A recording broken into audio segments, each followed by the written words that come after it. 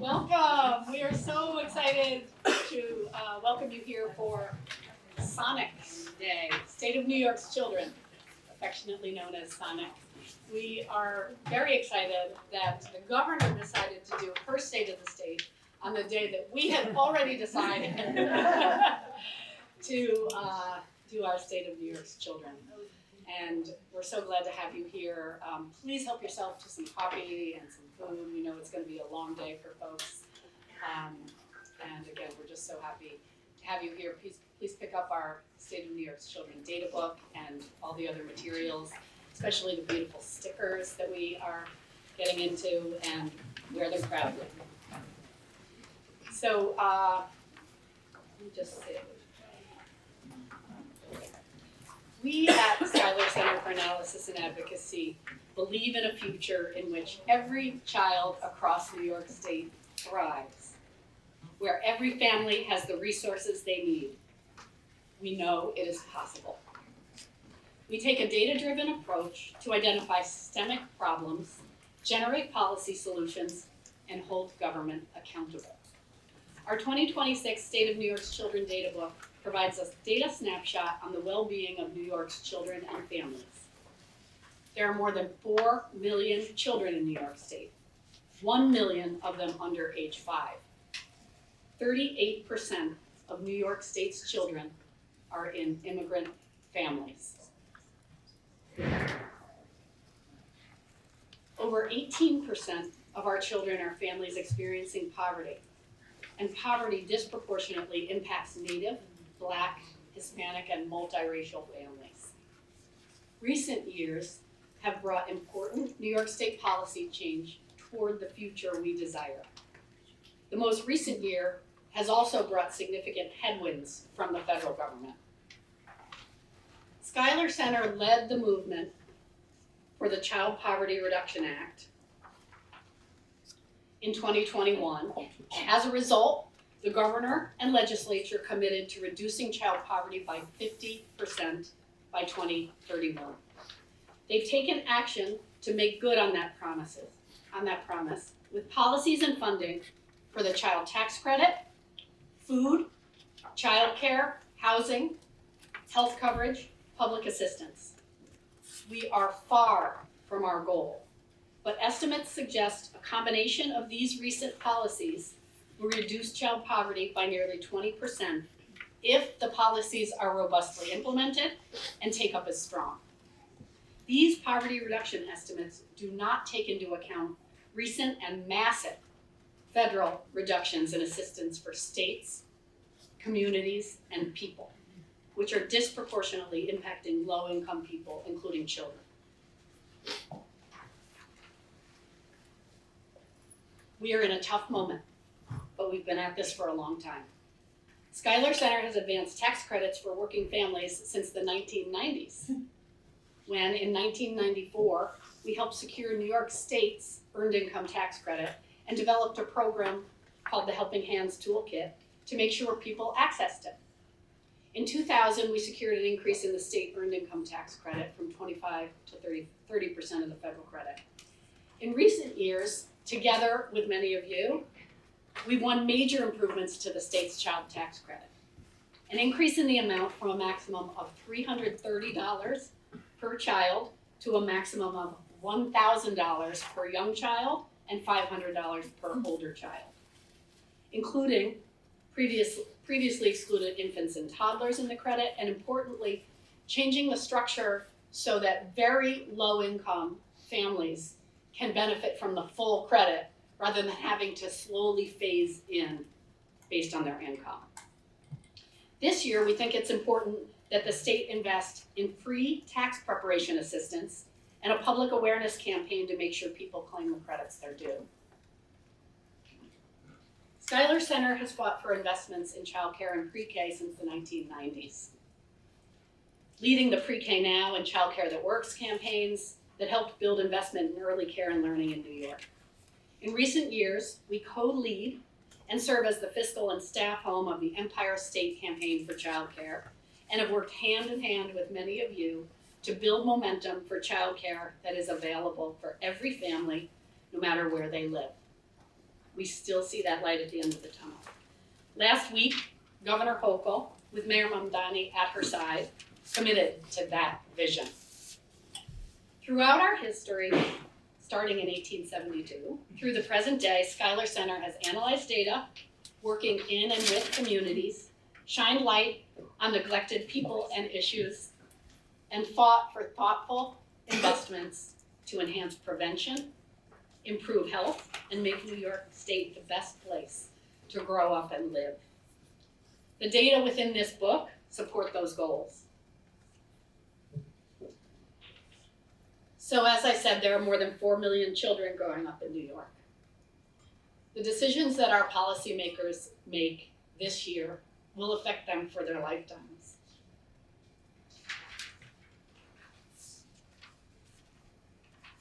I'm excited to introduce you to the members of our team. Over the course of the next 20 minutes, 30 minutes, our team will briefly review federal impacts on New York and explore how New York's children are faring, especially with regard to childcare, oral health, child welfare, child health coverage, and food security. Our presenter team today includes Shoshana Hershkowitz, Bridget Walsh, Laura Castle, Adonich Mackey, and Dee Dee Hill.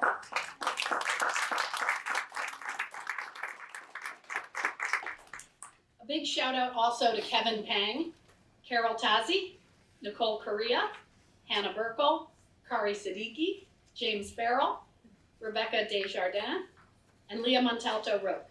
This is an all hands on deck project for us. You've just met our whole team. And our whole team is all in. So I'd like to start by introducing Dee Dee Hill.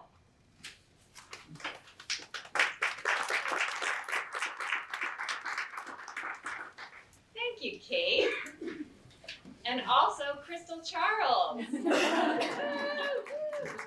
also be on our star panel. So thank you everyone for being here. And I have to start my remarks by emphasizing one more win. And Kate already referenced this win. Last week, Governor Hochul announced a $1.7 billion proposal to invest in expansions of pre-K, 3K, child care assistance, to introduce 2Care in New York City, and universal community-based child care pilot projects outside of New York City, and a concrete plan to achieve statewide universal child care. It was a really good day. And the proposal, it features many proposals or elements of a plan that Schuyler Center has been fighting to achieve for years. And perhaps most importantly, the governor's plan prioritizes low-income families in the rollout to universal child care. And in the near term, what that looks like is investing $1.2 billion in recurring investment. This is what was announced, recurring investment in the child care assistance program. This, if it is included in the final enacted budget, this would represent a 65% increase in the state's child care assistance program. Woo! Yeah, I mean, we can just pause there, right? Just take that in. It would grow our program, which is currently funded at about $1.8 billion in recurring investment, to a more than $3 billion program. And so I want to pause for a minute and talk about what that looks like at the family level, because that's really what matters, right? So here's what this expansion will mean to the tens of thousands of families who would be newly able to access child care assistance. Again, if this ends up in the final budget, and you know we are all going to fight hard to make sure that happens. So here's an example. Family, 3 children making the minimum wage $15 an hour, which is, I know, a little higher in some parts of the state. Just one child, infant in family-based childcare, easily could pay $16,000 or more a year if they don't have access to childcare assistance. If they do, their bill drops to $358 per year. Life-changing for a family. Okay, so now I had to have that moment because I now have the somber role of talking about federal headwinds. So we cannot talk about the state of New York's children in 2026 without acknowledging that federal funding cuts, administrative and other actions threaten to undermine the health, the well-being, the economic security of many New York families, particularly low-income families and immigrant families who have been singled out for the harshest treatment in federal funding cuts and administrative actions. And as Kate noted, please keep in mind when we talk about immigrant families, we're talking about more than 1/3 of New York State's children. And here, oops. Let's see. Okay. For some reason, this isn't. Doesn't want to get us upset. I know. I might need a little technical assistance, but I can talk you through it. Maybe it's better to not have to stare at these challenges. So, and I was just going to talk about a few, because unfortunately this is a moving target. As the federal cuts that have been implemented, or as they go into effect, those cuts that were included in HR 1, we can expect 1.7 million New York families are expected to lose some or all of their SNAP benefits, and that is the nation's largest, most effective anti-hunger program. HR 1 also implemented some changes to the federal child tax credit, which is one of the most effective anti-poverty programs in the country. And the result of these changes is that 226,000 US citizen and lawfully present children are expected to lose this benefit. A terrific blow to families. Countless New York families are living in fear each and every day of being targeted by immigration enforcement, which in the worst case scenarios leads to families being separated, torn apart. And of course, just last week, on January 6th, the federal government froze billions of dollars in federal funds for core anti-poverty programs, including almost half of the funding stream for child care assistance. The good news, and there is good news, New York State can mitigate the impacts of harmful federal action. This was evident last week when just a few days after the federal government froze the safety net funding, New York, along with several other states, achieved a temporary injunction ending the freeze for now. It is temporary, so the fight continues. And of course, in that same week, the governor announced these historic proposed investments in pre-K and childcare. So this is proof that if New York State leaders act with resolve and boldness, we can protect and prioritize New York children in 2026, even in the face of these headwinds. Okay, I'm gonna now turn things over to my colleagues, and then I'm gonna start with Shoshana Hershkowitz. Good morning. So Dee Dee talked quite a bit about childcare, so I'll keep my remarks fairly brief. But what I will say is that the announcement from the governor alongside Mayor Mamdani last week was such a breath of fresh air. It has been an incredibly difficult year in many regards, including childcare. The Child Care Assistance Program has been a life-changing program for New York's children and families. And one of the things that government has done really well is that they have exponentially increased who is eligible for child care assistance. When they moved the state median, the qualifications to 85% of the state median income, tens of thousands of more families were now eligible for child care assistance. Unfortunately, the funding did not match the uptake in eligibility. And this past year in New York State, 29 counties, urban, suburban, and rural counties across the state, plus 29 counties plus New York City, had to either freeze their child care enrollment or begin waiting lists. And that puts tens of thousands of families in a very unstable, precarious position. And it also impacts the child care workforce who cares for and educates those children. So the announcement from the governor last week of this historic investment in the child care assistance program is incredibly welcome news. It's very, very important. It is something we have been advocating for, and we are very, very pleased with that. We're also very pleased with the proposed pilot programs that can show that universal child care can work in this state.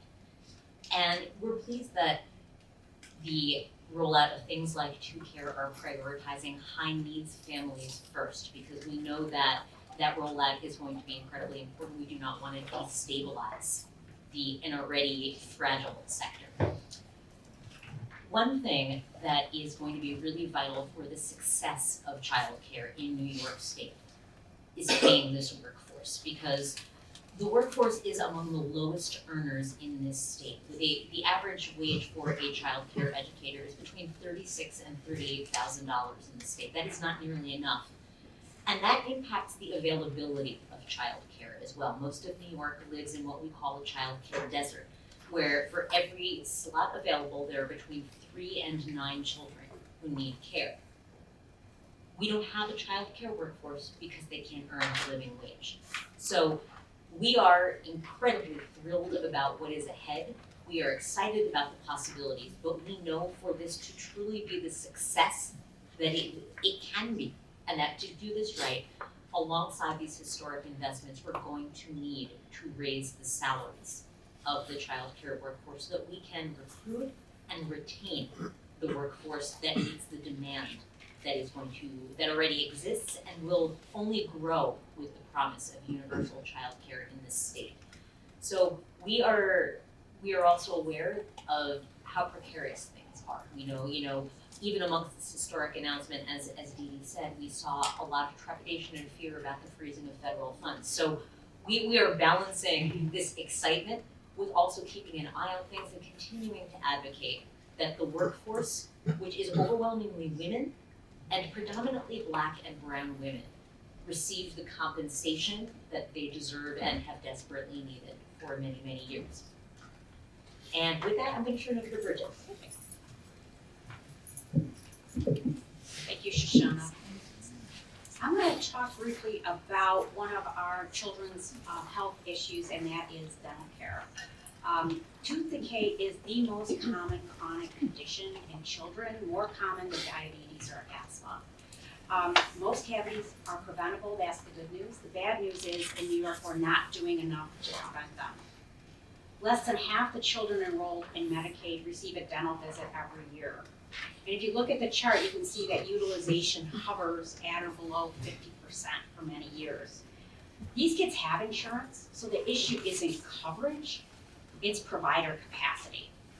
Too few dentists accept Medicaid, particularly in rural and low-income communities, and as a result, it's predictable. Parents have to wait to access dental care until the child is in pain, and then they wind up in the emergency room. In early 2025, actually about the time we were doing this last year, we released a report with 54 steps New York can take to expand access to oral health care, particularly through workforce capacity. And I'll say right now that I know that workforce issues can be challenging, But last year, New York took an important step by passing one of the proposals, and that allows dental hygienists to practice in more communities. We truly want to thank Senator May and Assemblymember Paulin for their sponsorship and their commitment to that issue. But that law does demonstrate that we can work together on workforce solutions. Another proposal is to allow parents and caregivers to apply fluoride varnish. You might know what that is. It's a sticky substance that you cane on the teeth. It's a safe, effective way to prevent cavities.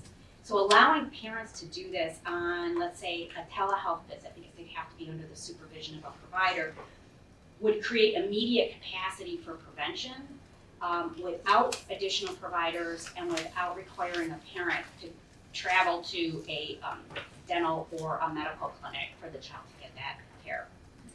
We are so pleased that Majority Leader Peoples-Stokes and Senator Fernandez carry the bills. It passed the Senate last year and got hung up in Programming Council in the Assembly. So we're back at it this year and hope with your help that we can push that one through. So we spent 2025 working to refine a set from the original recommendations and provide a roadmap to implementation. We looked at data, we talked to other states, we did convenings, and we came up with a set of actionable, scalable proposals. I'd love to discuss them all, but we only have 3 minutes, and I'm going to be, I could talk about this all day. And we are going to come out with a report very soon, but we're looking at leveraging teledentistry, more preventive care for children, expanding care for people with disabilities, and reducing regulatory and payment barriers for providers. So that report will be coming out soon. I'll be happy to talk with you all on those initiatives. Okay, next up is Crystal Charles. I'm going to take a moment to connect some dots on how some of these issues are intersecting, especially in the context of child welfare. The child welfare system receives thousands of reports every year, but they are often not about suspicions of abuse and neglect. They are about concerns for a family's well-being. The core challenges facing most families are persistent food, financial or housing insecurity. That is not neglect. Too many families are caught up in New York's child welfare system. Over 143,000 New York families are subject to Child Protective Services investigations in 2024, with most New York counties investigating families at a higher rate than the national average. Ultimately, after weeks to months of invasive procedures, such as searching the home and children and interviewing family members, neighbors, and teachers, over 3/4 of reports to the State Central Register are unfounded. Federal cuts to safety net programs and aggressive immigration enforcement will only increase the number of families struggling in New York. New York must ensure that these families receive support.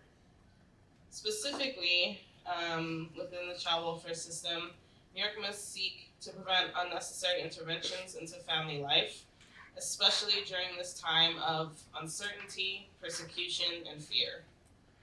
For example, we're really excited about a win from December when the governor signed the Anti-Harassment and Reporting Act.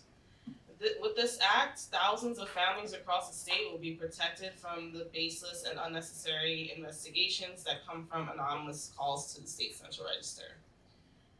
Lastly, New York must invest in the Child and Family Wellbeing Fund. This fund would support local, trusted community organizations and empower communities that have been subject to a disproportionate rate of investigations from New York's child welfare system. The processes we envision from implementing the fund would connect neighbors, enrich neighborhoods, and support children and their families and communities. Thank you. And I'll pass it to Laura.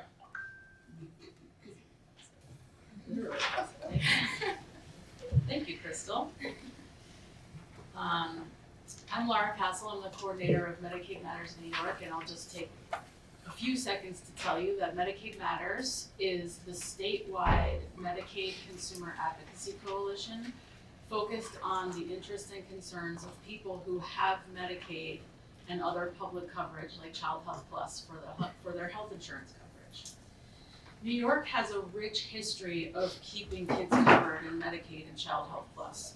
The numbers continue to tell this story. 44% of all New York's children are covered by these programs, and nearly 80% of children in poverty are covered by public health insurance programs. Sadly, recent federal changes may threaten this trajectory. In 2025 alone, and I'm sure many of you are very familiar with the many of these changes. There was a lot in the news this past year about Medicaid at the federal level. The federal government canceled the previous administration's approval of our ability to keep children covered from birth to age 6. We had that win here in New York. We became one of the few states to cover children continuously until they reach kindergarten, and that will be taken away. They have cut billions of dollars from Medicaid, which will force the state and our healthcare systems to make decisions about how to maintain coverage and access with far less federal funding. They have pulled support for services for certain groups of immigrants living in New York State. And they've enacted more frequent renewals. That means people will have to renew their Medicaid coverage every 6 months instead of annually. And they're imposing work reporting requirements in Medicaid that will force individuals and families to complete much more paperwork to keep their coverage. Luckily, there are ways to help mitigate these potential losses. The governor and the legislature must take a serious look at some of our recommendations, including funding and investing in Medicaid and Child Health Plus with a particular eye toward the people who could potentially lose their coverage and how we will provide an affordable coverage option for them. We can automate enrollment and renewals through automatic processes, allowing people to avoid paperwork as much as possible, and we know that the Department of Health is already working toward that goal. And we can increase funding for navigators and assisters who are trained and certified to help people enroll in public coverage, keep their coverage, and use their coverage. And we will have, Medicaid Matters has a set of, we have our priorities in our agenda on the table and our materials, and we will have many more materials throughout the budget process in the legislative session. And now I will pass it to Adana. Hello everyone, my name is Adana Maki, and I will be talking about food insecurity. So food insecurity continues to be widespread across New York State in urban and rural communities alike. It disproportionately impacts households with children, Hispanic, and Black New Yorkers. And unfortunately, recent data published by the U.S. Department of Agriculture showed that food insecurity was on the rise in 2024. And unfortunately, this is about to get much worse. As many of you in this room know about HR 1, the devastating cuts and policy changes to the Supplemental Nutrition Assistance Program, also known as SNAP, will have devastating cuts to families. There are about 2.9 million New Yorkers who depend on SNAP to meet their dietary needs. And families are now going to be impacted, whether it is having grocery costs that do not meet their benefits because of restrictions to the Thrifty Food Plan, or because they are part of the 300,000 New Yorkers who are newly subjected to work reporting requirements, or they fall into the camp of being 41,000 refugees or asylees who have recently been kicked off of the program. These are incredibly devastating things happening at a time when costs are high for everybody. And despite the shortcomings of the federal government, we in New York can make sure that programs that are effective are bolstered and supported in this time. So we can support programs like the Special Supplemental Nutrition Assistance Program for Women, Infants, and Children, also known as WIC. And this is one of the few programs that does not look at immigration status. We can also ensure that emergency food systems are supported. A lot of us could tell during the government shutdown that we needed our food pantries and food banks to help a lot of the families that had their SNAP benefits delayed. We can also ensure that SNAP recipients are receiving their benefits through making our chip cards much more secure from theft. So again, while we understand that there's so much happening at the federal level, it is vital that we still continue to dream. We can dream to create programs like SNAP for All, which is a state food program that would ensure all income eligible New Yorkers, regardless of their immigration status, had access to food. This is pivotal for people that are now part of that 41,000 who were kicked off of SNAP. We also know that in this moment, we have a choice. We can choose to allow the federal government to dictate how New York responds to hunger, or we can choose to lead, and we can choose to lead by our values and ensure that no children and families go hungry. We can ensure that immigration status, income, and where somebody lives does not dictate whether they have food on the table. So we hope that despite everything going on, that we dream and that we ensure that all New Yorkers have food that they need to live healthy and active lives. Thank you, and I will pass it back to Kate. You give it up for this team, right? Yeah, thanks, give it up for our team. We're excited to have some time to have conversation with you all. The through line of this year's data is that the state of New York's children depends on the actions of state leaders. The federal government is pulling funds and support away from the systems children depend on, especially those with the lowest incomes. Today we've shared data and we've shared state policy solutions, and now it's time for action. So we are very excited to have conversation with you, sort of engage in question and answer, and then also we want to let you know that we are available sort of going forward throughout the session. We hope that you'll keep our State of New York's Children data book on hand. And we also hope that you'll think of us when you have a question about any of these topics. If we don't have the answer right at our fingertips, we're always eager to try and work together to try and figure it out or find the right source or the right sources. So we hope that all of you in and outside of government think of us as a resource and as a place where you can get solid and reliable data and information. So I will throw out a first question to some of our team, and then if you all have questions that you'd like to ask, please think about those. Again, to the extent we're unable to answer anything today, we're eager to try and work with you going forward. So in the context of the federal pressures on New Yorkers from defunding social services and aggressive immigration enforcement, and I'll just note that even the nonpartisan Congressional Budget Office published analysis shows that specifically H.R. 1, the federal law that passed in July 2025, will disproportionately benefit high-income people and disproportionately harm low-income people. It's been said by us advocates. It's also been said by people who are in all different kinds of situations. And it's already happening, and then added on top of that, the aggressive immigration enforcement is particularly harming, as I said, the more than 1/3 of New York's children who are in immigrant families. So what are your recommendations in your areas for state action this year? How can New York protect and support immigrant families? And Didi, I'll start with you. Yeah, this is something that I think keeps all of us up at night. I mean, it is, as an organization, Schuyler Center has 453 years, 4 years maybe? Do you have the mic?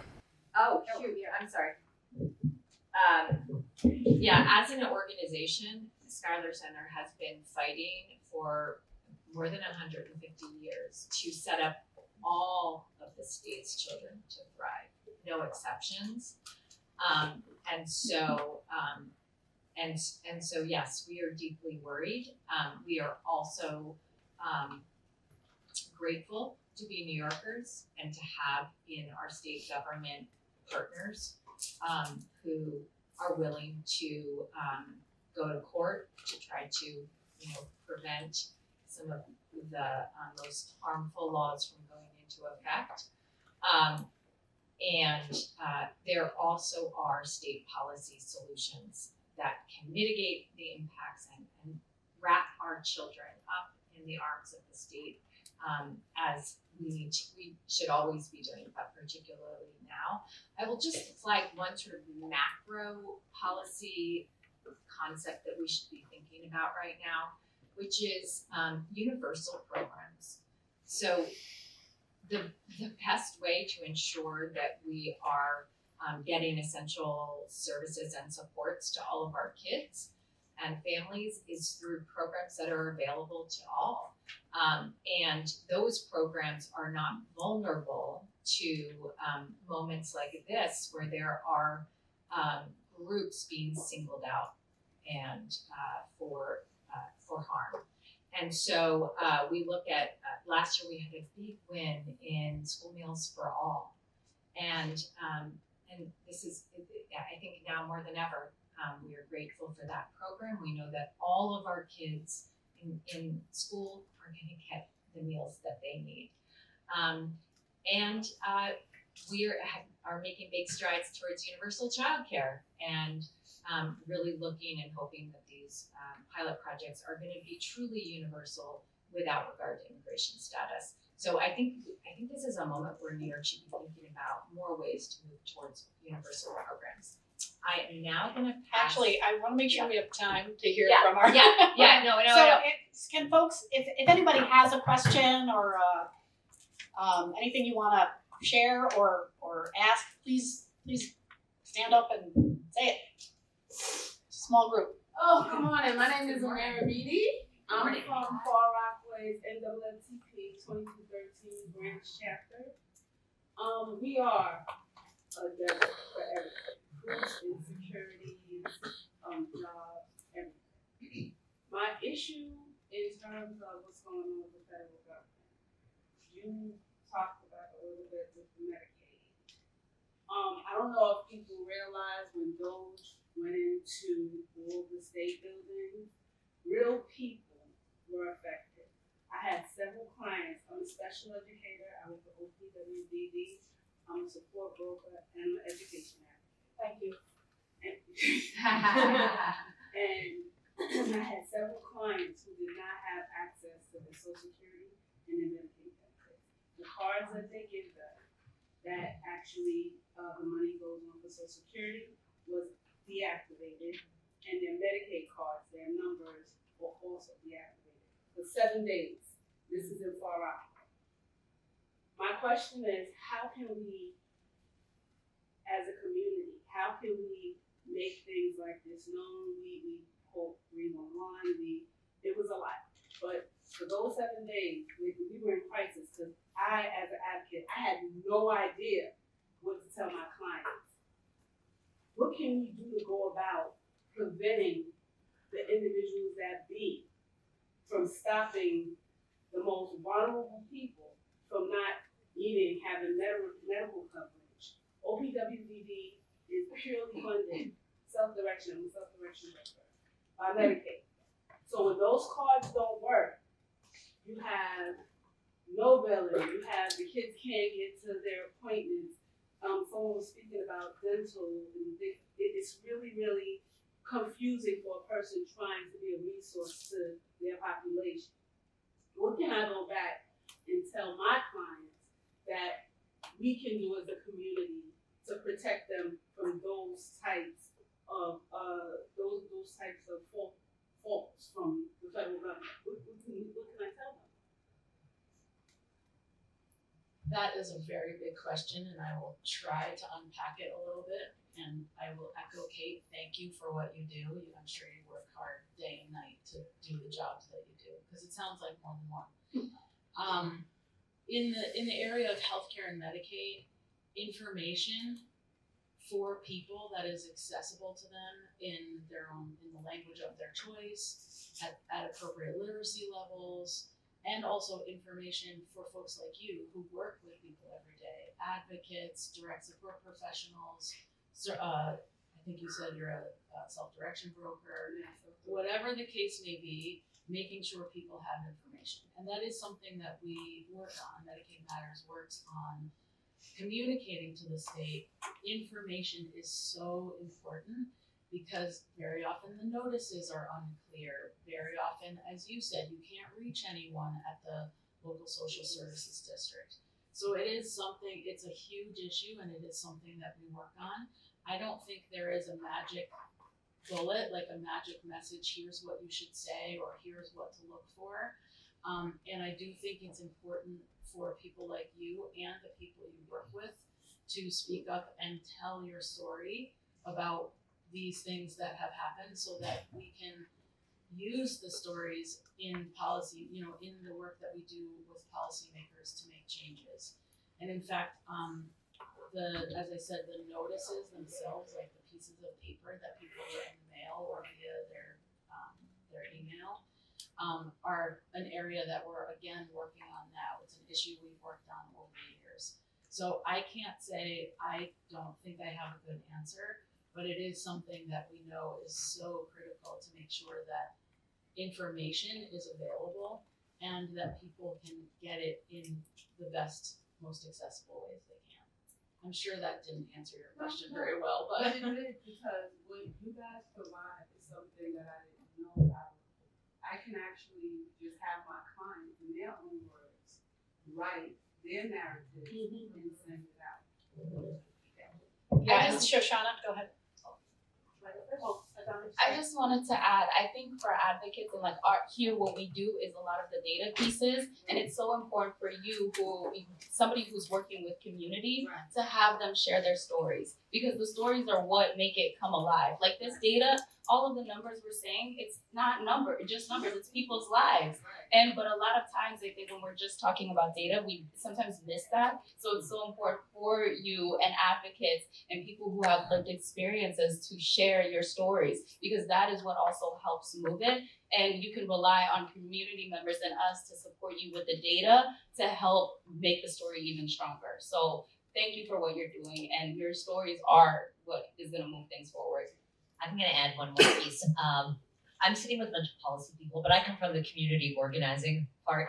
And I think the more we get everyday people organizing, calling their legislators, getting in front of city council, the better. And I will point to one of the lead partners in our campaign. They're called ECE on the Move, and they are a group of predominantly Black and brown women who are family child care providers.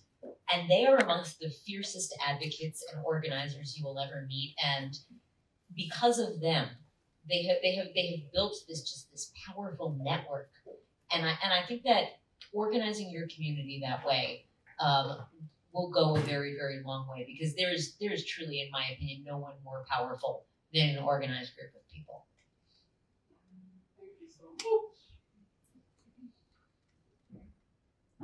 Other questions, comments, reflection?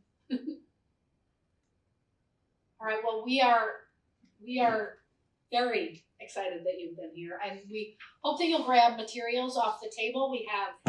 We even have posters. We have New York can end child poverty posters, which we truly believe.